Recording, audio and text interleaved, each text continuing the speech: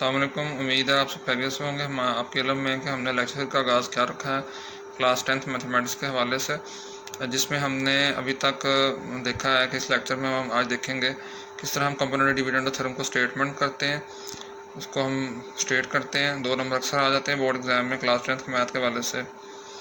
इसके अलावा review exercise 3 में आज हम देखेंगे किस तरह हम डायरेक्ट प्रोपोर्शनल के सवाल हल कर सकते हैं और रिवर्स प्रोपोर्शनल के सवाल हल कर सकते हैं। किसी सवाल में प्रॉब्लम नहीं आई थिंक होनी चाहिए बच्चों को। डायरेक्ट प्रोपोर्शनल और इन्वर्स प्रोपोर्शनल को इतने मुश्किल सवाल नहीं हैं बोर्ड एग्जाम के हवाले से। एक सवाल ज़रूर देता है डायरेक्ट प्रोपोर्शनल में से या फिर इन्वर्स प्रोपोर्शनल में से एक सवाल ज़रूर देता है, और कंपोनेंट और डिविडेंड स्टेटमेंट तो लाजमन आ जाती है बोर्ड में 2 नंबर के लिए स्टेट करें। उसके अलावा हमने आज के लेक्चर में देखा है कि किस तरह हम fourth proportional, third proportional, mean proportional जो है वो सॉल्व कर सकते हैं। और इसके हवाले से भी क्वेश्चन ज़रूर आता है, और मेरे ख्याल से जो है वो मीन प्रोपोर्शनल मैंने पास एग्जाम्स में देखा है कि अक्सर ही जो है वो आ जाता है। तो लिहाजा बच्चों आपने क्या करना है कि इनको देखना है, और थर्ड फोर्थ और जो है हमारे मीन प्रोपोर्शनल इसमें से एक सवाल आएगा, और डायरेक्ट और इन्वर्स में से 2 नंबर का एक सवाल आपको बोर्ड एग्जाम में नज़र आएगा। तो आइए फिर देखते हैं किस तरह हम लेक्चर में इन तमाम चीज़ों को हल करते हैं, मैनेज करते हैं। आइए फिर देखते हैं। अस्सलाम वालेकुम, hope you are all fine. आज हम बात करेंगे क्लास 10 मैथमेटिक्स के हवाले से। चैप्टर 3 है मिसलेनियस एक्सरसाइज 3 हम कर रहे हैं। इससे पहले हम आगे बढ़ें, चैनल को लाइक करें, सब्सक्राइब करें, शेयर करें। क्वेश्चन नंबर हमारे पास 2 है। कहता है state theorem of componendo dividendo. ये सवाल इम्पॉर्टेंट है, अक्सर ही पेपर में देखा गया है कि ये आ जाता है 2 नंबर के लिए। क्या कहेंगे कि इफ़ ए रेशो बी बराबर है जी सी रेशो डी के, देन हम ये कह सकते हैं A plus B divided by A minus B बराबर है जी सी प्लस डी के। ये रेशो का सिंबल है ओवर सी माइनस डी के। तो ये हमारा पास थ्योरम की स्टेटमेंट आपको 2 नंबर मिल जाएगा। देन हम आगे नेक्स्ट मूव करते हैं। कहता है जी find X if 6 ratio X proportion 3 ratio 5। ये प्रोपोर्शन के हैं 4 सिंबल, और ये 2 डॉट जो है ये रेशो के हैं हमारे पास। तो आप इसमें जो एक्सट्रीम वैल्यूज़ हैं तरफैन बाहर वाली वैल्यू उनको ज़रब कर दें वस्तैन के साथ जो दरमियान में है मीन वैल्यूज़, ये हैं एक्सट्रीम। ये बिल्कुल एक्सट्रीम पे पड़ी हुई हैं सारी, और ये जो है ये सारी मीन वैल्यूज़ हैं हमारे पास। तो हम यहाँ पे लिख सकते हैं प्रोडक्ट हासिल ज़रब हमने लेना है ऑफ एक्सट्रीम्स बराबर है प्रोडक्ट हासिल ज़रब ऑफ मीन्स, मतलब हासिल ज़रब ऑफ तरफैन बराबर है हासिल ज़रब ऑफ वस्तैन के। तो यहाँ से 6 इंटू 5 इंटू एक्स टाइम 3, तो ये 30 बराबर आ जाएगा 3x के। और this implies that x is equal to multiply रहा तो जगह डिवाइड हो जाएगा 30 डिवाइड बाई 3 दैट इज 10। तो ये हमारे पास यहाँ पे x आ जाएगा। देन हम मूव करते हैं आगे। कहता है if x and y square varies directly and x is equal to 27 when y is equal to 4 find the value of y when x is equal to 3। बहुत आसान है।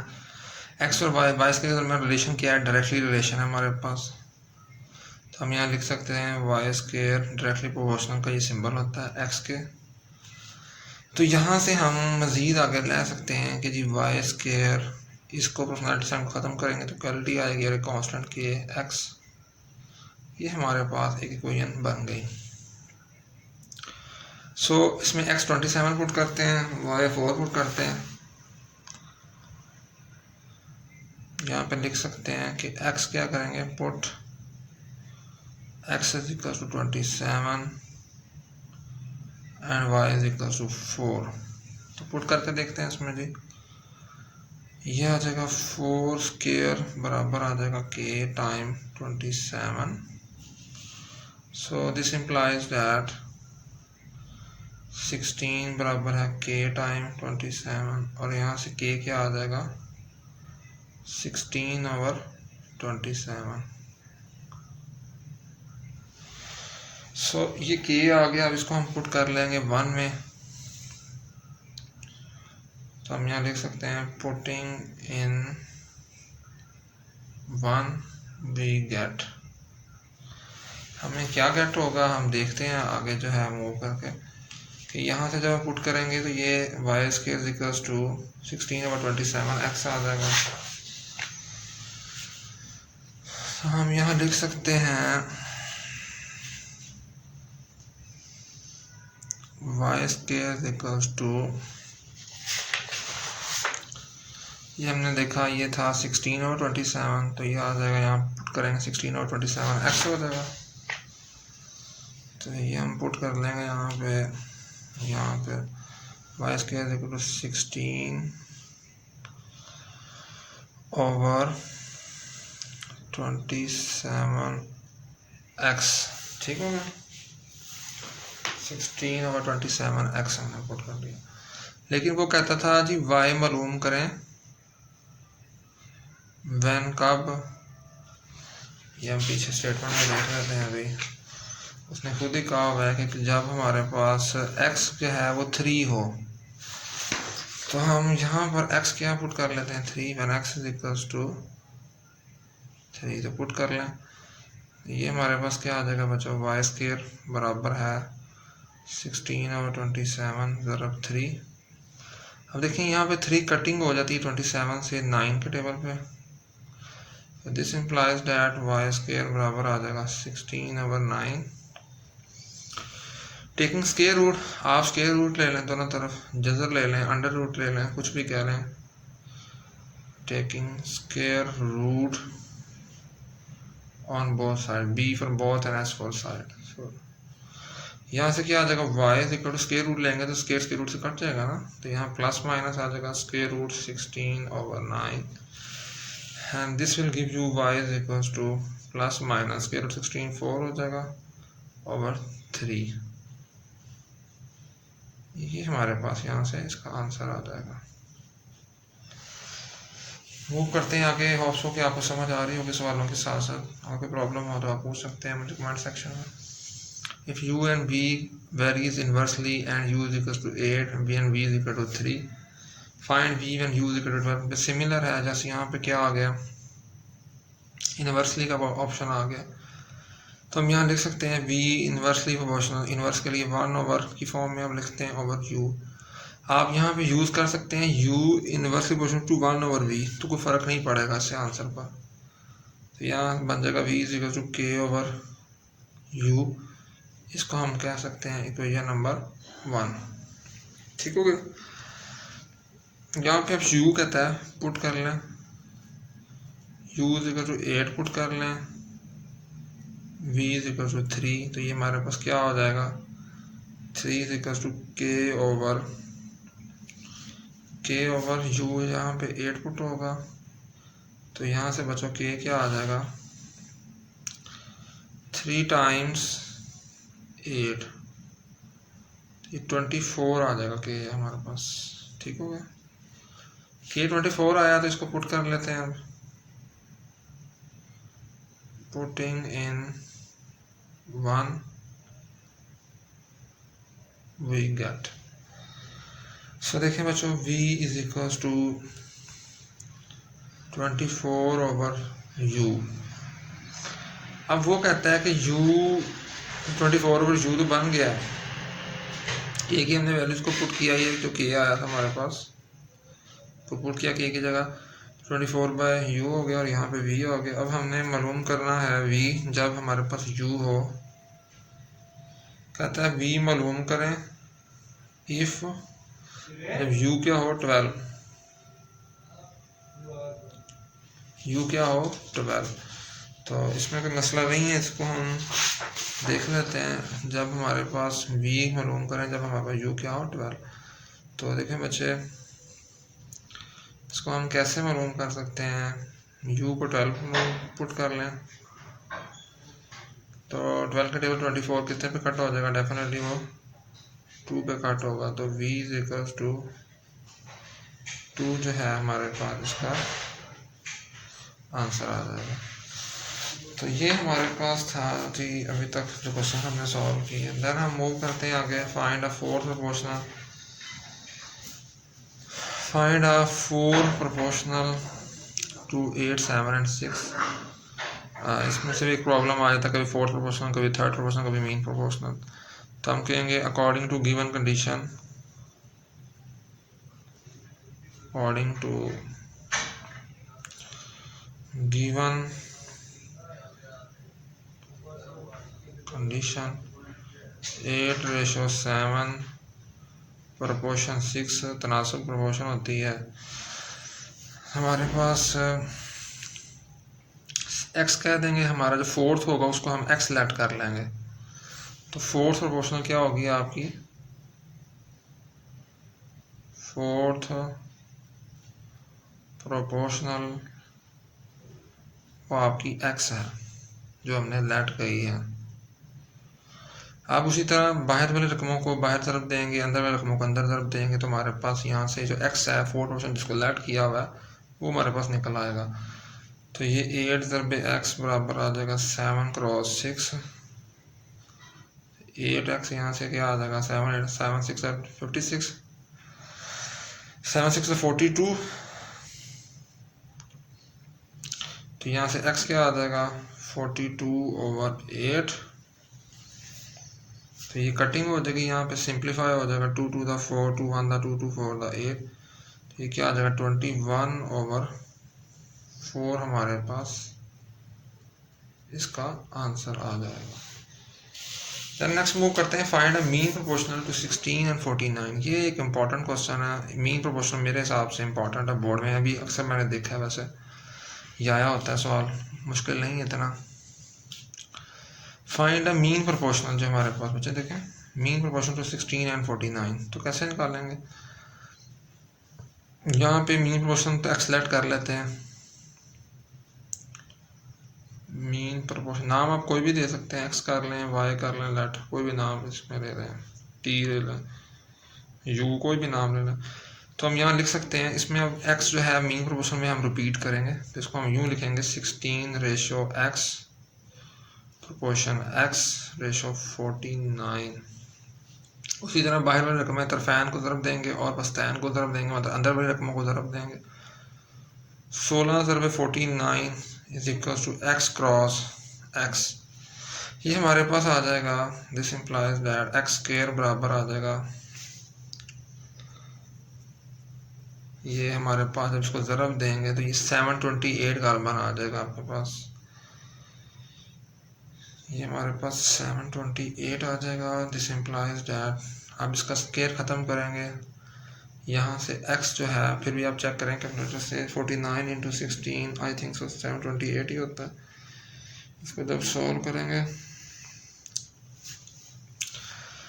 तो इसको हम यहाँ से जब सॉल्व करेंगे x के 728, तो ये +- 28 हमारे पास इसका आंसर आ जाएगा। इसको मल्टीप्लाई कर रहे हैं तो फिर भी हमारे पास 728 ही होगा, +- 28 यहाँ से आ जाएगा। अभी हम इसको यहाँ पे चेक कर लेते हैं कैलकुलेटर की मदद से कैसे इसको सॉल्व किया जा सकता है मज़ीद।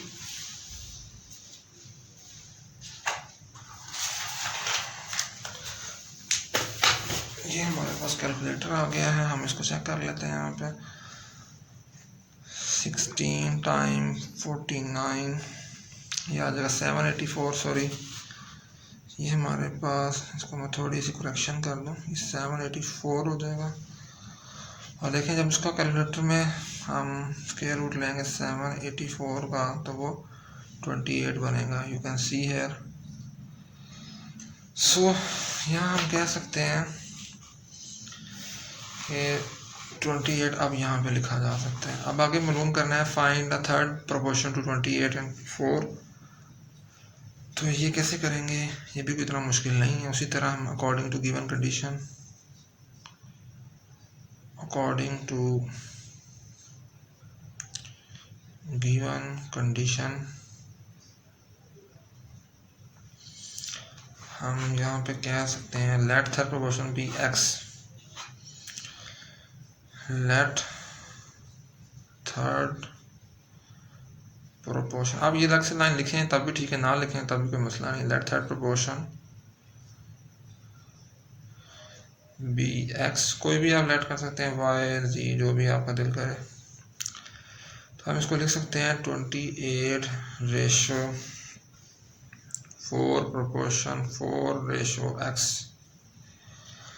तरफैन को बाहर तरफ दें, वस्तान को अंदर तरफ दें, प्रोडक्ट ऑफ स्ट्रीम बराबर प्रोडक्ट ऑफ मीन, तो ये क्या आ जाएगा 28/x 4/4, तो ये 28x is equal to 16 and this implies that x is equal to 16/28। ये देखें कटिंग हो जाएगी, 2 8 है 16 और 2 कम 2 2 जो कि 8 8/14, फिर मजीद कट जाएगा, 2 जो कि 8 2 7 14, कितना आ जाएगा 4/7 जो है वो आपका आंसर आ जाएगा थर्ड प्रोपोर्शनल का। So the third proportional between 28 and 4 is 4/7। Then हम नेक्स्ट मूव करते हैं, हमारे पास नेक्स्ट आगे 3 सवाल रह गए, लास्ट जो है 3 प्रॉब्लम्स हैं हमारे पास, इसमें हम देख लेते हैं ये कैसे सॉल्व होंगे। कहता है जी इफ y डायरेक्टली प्रोपोर्शनल हो x square by 7 and y is equal to 28 then x is equal to 7 z is equal to 2 find y।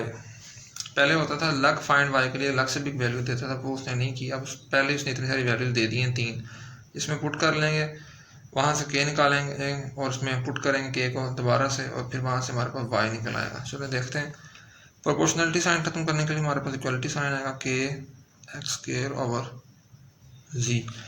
Put क्या करना है, ये लिखा हुआ है y is equal to 28, x हमारे पास 7 और z कितना 2। तो देखें जी जब हम ये पुट करेंगे हम तो 28 आ जाएगा, के x हमारे पास 7 का स्क्वायर ओवर z क्या आ जाएगा 2। तो हम यहाँ लिख सकते हैं 28 ज़रब 2 तकसीम 49 बराबर है के मल्टीप्लाई होता है तो डिवाइड हो जाएगा ना, 49 7 का स्क्वायर 49 होता है, हमें पता है 7 का स्क्वायर होता है 7 टाइम्स 7, 2 दफ़ा 7 को ज़रब करें तो ये 49 आपको दे देगा। स्क्वायर का मतलब ही आप उसको 2 टाइम मल्टीप्लाई करें, तो ये क्या आ जाएगा 28 ज़रब 2, हम यहाँ कैलकुलेटर में चेक कर लेते हैं 28 time 2 and this will give you 56 जो है, आप देख सकते हैं 56 दे रहा है, 28 को 2 टाइम करें तो ये आ जाएगा 56/49k। So this will give you what 56 और 49 7 8 द 56 और 7 7 द 49, 8/7 हमारे पास आ जाएगा, ये हमारे पास आंसर आ जाएगा। हम कैलकुलेटर पे भी चेक कर, बल्कि ये आंसर नहीं आएगा, इसको मज़ीद हमें हमने सॉल्व करना है, सॉरी उसके लिए क्या करना पड़ेगा, इस के को हम पुट करेंगे इस दोबारा इक्वेशन 1 के अंदर। हम ये चेक कर सकते हैं 56 जो है हमारे पास ये ऑप्शन होता है 56 डिवाइडेड बाय 49 का, तो ये आता है 8/7 ही बन रहा है, ठीक है ये देखें 8/7 आ रहा है। सो यहाँ पर हम 8 और 7 को पुट करेंगे, क्योंकि हमने y तो निकाला ही नहीं है जो हम जिसके लिए हमने सॉल्व करना, तो आंसर कैसे आ गया। तो हम यहाँ लिख सकते हैं कि इस k को हम पुट करेंगे 1 में, सो इसी को यहाँ लिख देते हैं putting in 1, y is equal to k, that is k की जगह हम वैल्यू पुट कर लेंगे 8/7 x square over z। So this will become y is equal to 8/7 z x square हमारे पास आ जाएगा। So this is your final answer after the simplification. Then here is another question. If z is proportional to x, y and z is equal to 36 when x is equal to 2, y is equal to 3, then find the z. I think so this is an important question for 2 marks. Board में आता है, पहले भी आ चुका है, अब इस बार भी आता है। इसको साइन कैसे ख़त्म करेंगे? प्रोपोर्शनैलिटी साइन होता है ये हमारे पास, क्या कहते हैं इसको, प्रोपोर्शनैलिटी साइन। इसको जब ख़त्म करते हैं तो हमेशा इक्वालिटी आती है, हमने पिछले सवालों में देखा होगा, और साथ में कांस्टेंट आता है, कोई भी हम इंट्रोड्यूस करवा दें, के लिख दें, जी लिख दें, के लिख दें, जो वेरिएबल्स में नहीं वो लिख दें, टी लिख दें, कुछ भी लिख सकते हैं आप। तो ये क्या लिखेंगे, z इज इक्वल्स टू के टाइम एक्स वाई, इसको कोई ये नंबर 1 कह देते हैं। पुट कर दें 36 को, 2 को, 3 को, तीनों को बारी बारी पुट कर दें एक दफ़ा, और z के साथ अलग से कोई वैल्यू नहीं दी हुई। पहले होता था कि वेरिएबल जो निकालना होता था उसके साथ हमारे पास कोई वैल्यू दी होती थी, तो एक सिंपल z लिखा हुआ था, पहले 3 वैल्यूज यहाँ पुट हो जाएंगी इसी में डिवीजन 1 में, और फिर बाद में हमारे पास k निकलेगा, उस k को हम दोबारा डिवीजन 1 में पुट करेंगे, z आ जाएगा पिछले सवालों की तरह। पुट यहाँ कर सकते हैं, z 36 x 2 y 3, पुट करेंगे ज़रा 36 आ जाएगा, k टाइम 2 y 3, तो 36, this implies that 6k, you can see है कि यहाँ पे 36 आ जाएगा, तो हम यहाँ पे कह सकते हैं कि 36 divided by 6 is equals to k आ जाएगा। 36 को डिवाइड करेंगे 6 पे, 6 आ जाएगा, मल्टीप्लाई होगा तो डिवाइड हो जाएगा ना, तो के यहाँ पे बचे क्या आ जाएगा 6। तो इस के को पुट करेंगे हम क्वेश्चन नंबर 1 में, ताकि हमारे पास क्या निकल सके, जी आ सके। नाउ यहाँ लिख सकते हैं पुटिंग इन 1 वी गेट, हमें क्या हासिल होगा, वी गेट का मतलब है हमें क्या हासिल होगा। तो बच्चों ये आ जाएगा z is equals to, this implies that, ये इम्प्लाइज का सिंबल होता है 6xy। ये बड़ा सिंपल सा एक शॉर्ट क्वेश्चन है जो आपका बोर्ड में 2 मार्क्स कंफर्म कर सकता है, ये आपका आंसर आ जाएगा। नेक्स्ट अब हम मूव करते हैं आगे, जो है हमारे पास लास्ट पार्ट है इसका। कहता है जी if w is inversely proportional to 1 over v square and w is equal to 2 when v is equal to 3 then find w। सबसे पहले ये प्रोपोर्शनैलिटी साइन खत्म होगा, इन्वर्स का रिलेशन इसके साथ, क्योंकि 1 ओवर की फॉर्म में तो इन्वर्स रिलेशन होता है। तो कैसे लिखेंगे, w is equal to k over v square, this is equation number 1। Put कर दें w2 और v3, put w is equal to 2, v is equal to 3 in 1, equation 1 में पुट कर लेना। तो उसका फ़ायदा क्या होगा बच्चों, हमें हमारे पास w बराबर आ जाएगा, w की जगह तो 2 पुट कर लेंगे, k ओवर v की जगह 3 square. So this implies that what, 2 is equal to k over 9, और ये उधर जाके ज़रब हो जाएगा, मल्टीप्लाई हो जाएगा। सो k क्या आ जाएगा 2 time 9 and k is equal to 18, हमारे पास यहाँ पे इसका मल्टीप्लिकेशन आएगा। इस 18 को पुट करते हैं 1 के अंदर, वहाँ से w की फॉर्म बन जाएगी, w हमने निकालना है। Now putting k is equal to 18 in equation 1 to find या to get, to find w, so this will become what, equation 1 हमारे पास है w equal to k over v square, तो यहाँ पे हमारे पास क्या आ जाएगा, w is equal to 18 over v square, यही हमारे पास इसका फाइनल आंसर होगा। होप सो कि आपको वीडियो आज की पसंद आई होगी। चैनल को लाइक करें, सब्सक्राइब करें, कोई प्रॉब्लम हो तो कमेंट सेक्शन में आप पूछ सकते हैं, दोस्तों के साथ शेयर करें और चैनल को इसी तरह सपोर्ट करते रहें। Thank you so much.